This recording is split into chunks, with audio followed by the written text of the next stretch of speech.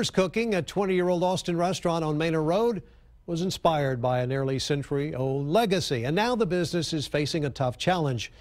We've heard the complaints before. It's expensive to operate a business in Austin these days. Hoover says their biggest burden is a labor shortage. The owner spoke with KXAN's Alyssa Gord about how they got there and what might help them turn the tide. So enjoy every bite. Hoover Alexander enjoyed a burger at the Frisco restaurant days before they close for good.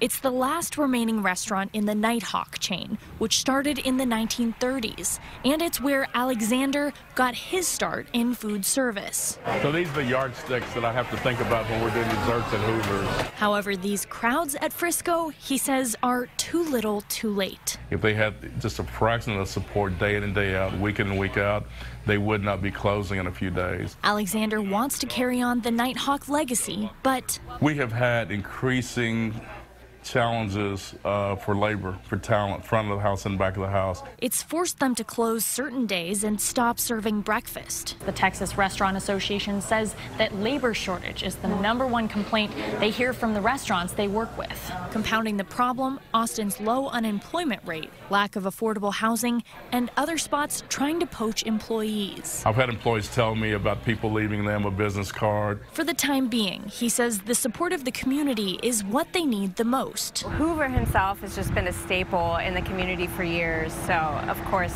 you would want to support him. Customers like Kathy Sikolik have been calling on neighbors to spend their dollars here. Let's let him do it till he wants to hang up his chef's hat. Support those local folk if you want to see them, existing and be around. Alyssa Gord, KXAN News. Hoover's has been able to reopen on Monday night since hiring a few new dishwashers last month, but they have not been able to serve breakfast since last November. The Frisco, the restaurant where we visited with Hoover, closes for good after 65 years on Sunday.